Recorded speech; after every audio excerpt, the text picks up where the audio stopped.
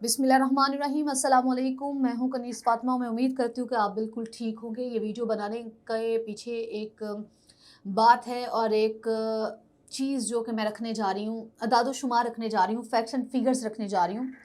महंगाई उरूज पर पहुँच गई है, इससे किसी को इनकार नहीं है। दावे जो किए गए थे और उनको पूरा नहीं किया, इससे किसी को इनकार नहीं है। जो वादे किए गए थे उनको वफा नहीं किया, इससे किसी को इनकार नहीं है। इक़्तिदार में आते ही, सीट संभालते ही लोग बड़े-बड़े वादे करते हैं, बड़ी-बड़ी बातें करते हैं। लेकिन जैसे ही वक़्त गुज़रता जाता है, उस सीट से इतना प्यार हो जाता है कि वो दावे, वो वादे, वो अवाम से की गई बातें, वो यकीन दहानियाँ, वो उम्मीदें, सब कुछ बलिया-मेट हो जाता है। ये कुर्सी जो चीज़ है ना, ये बड़ी ज़ालिम चीज़ है। ये बड़े-बड़े लोगों का ईमान डगमगा के रख देती है। अब 70 साला गंद फैलाने वाले खान को जब इस हुकूमत में इस इक़्तिदार को संभाले 4 साल गुजरे, तो इस वक़्त ये मौजूदा हुकूमत ने उस वक़्त बहुत तनकीद की, कहा कि महंगाई अरूज पर चली गई, दहशतगर्दी अरूज पर चली गई, बिजली जो है उसका शॉर्टफॉल है। लेकिन ये लोग भूल कैसे गए कि ये सब कुछ आप लोगों ने किया हुआ था।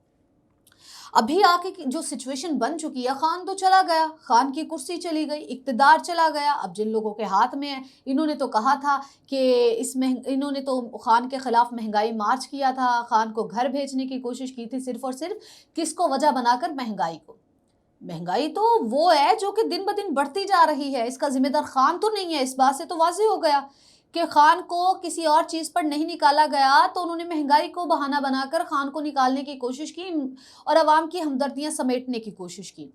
अब महंगाई इस कदर बढ़ चुकी है कि घी की कीमत जो है वो बढ़ चुकी है। तो नाज़रीन, घी जो कि 21 रुपए का उसका टिन पैक आता था, वो अब कितने का आता है? 3000 रुपए का। तो इधर से महंगाई का अंदाज़ा लगा ले। आटा महँगा, चीनी महँगी, दाल महँगी, सब्ज़ी महँगी। अवाम जाए तो जाए कहाँ?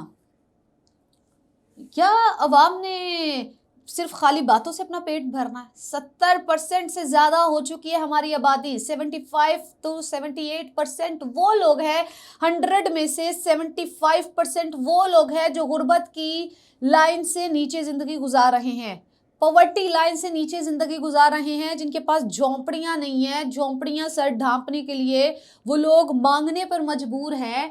तो मुझे ये बताएं कि हमारे मुल्क के हालात कहाँ पर जा रहे हैं। बिजली जो है उसका शॉर्टफॉल है, लोड शेडिंग कभी इतनी नहीं हुई थी, खान के दौरे हुकूमत में भी कभी इतनी लोड शेडिंग नहीं हुई थी जितना अब होती है।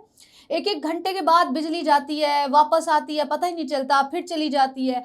तो ऐसे बदतरीन हालात जो हैं वो हमने पहले नहीं देखे। फिर कुछ गिरोह जो है वो पाकिस्तान में दाखिल होना शुरू हो चुकी है, दहशतगर्दी अरूज पर जाना शुरू हो गई है। भाई, इसका ज़िम्मेदार हम किसको ठहराएं? ये मौजूदा हुकूमत की ज़िम्मेदारी है कि इन चीज़ों से अवाम को निकाले। अगर नहीं निकाल सकते तो जाएँ अपने घरों में वापस। इस इक़्तिदार का नशा जो है निकल आएँ उससे और हकीकत पसंदाना सोच रखते हुए, हकीकत पसंद होते हुए अवाम के अच्छे और भले के बारे में सोचें। जो कि खैर आप सोच ही नहीं सकते, क्योंकि इस वक़्त तो आपके ऊपर नशा तारी है इस कुर्सी का, इस इक़्तिदार का। और बहुत जल्द ये नशा उतर जाएगा, क्योंकि इस तरह के हालात में ज़िंदगी बसर करना मुमकिन नहीं है। और अल्लाह ना करे कि श्रीलंका जैसे हमारे मुल्क के हालात हो जाएँ। वहाँ पे आप देखें किस तरह के हालात हैं। यहाँ पर डॉलर जो है आसमां से बातें कर रहा है। रोज़ाना की बुनियादों पर डॉलर की कीमत में इजाफा होता जा रहा है, उसको पड़ लगते जा रहे हैं। हमारा रुपया जो है वो गैर मुस्तहकम होता जा रहा है, उसकी कमी जो उसमें गिरावट आती जा रही है। तो नाज़रीन, ये ख़ुद देखें आप कि किस तरह से हमारे मुल्क में हर चीज़ जो है वो उथल-पुथल हमें दिखाई देती है।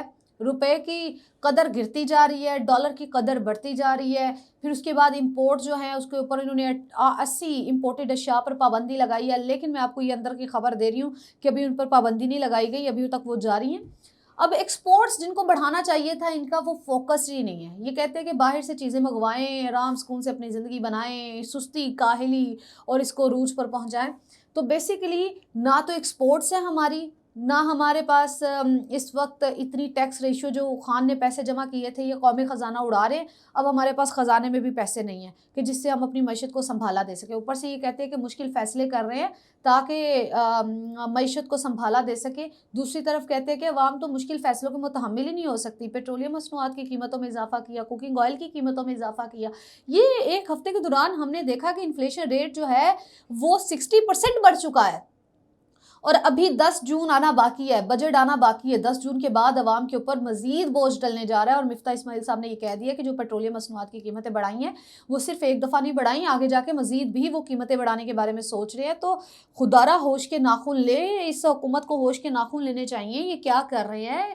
عوام اس چیز کی متحمل نہیں ہے، خود ایک طرف کہہ رہے ہیں عوام اس چیز کی متحمل نہیں ہے، دوسری طرف خود عوام کے اوپر بوجھ پہ بوجھ ڈالی جا رہے ہیں۔ تو یہ بیسیکلی عمران خان کو گندا کرنے کے چکروں میں اپنے آپ کو گندا کرنے کی کوشش کرے جا رہے ہیں۔ ان کی پاپولیرٹی گراف پہلے گر گیا، اب ان کے پاس کچھ بھی باقی نہیں بچے گا الیکشنز کے لیے۔ خدارہ فریش مینڈیٹ کے ساتھ آئیں، الیکشن لڑیں، جو تھوڑی بہت آپ کی عزت رہ گئی اس کو برقرار رکھیں، وہ بھی نہ ختم کرنے کی کوشش کریں۔ یہ میرا میسیج ہے اس حکومت کو۔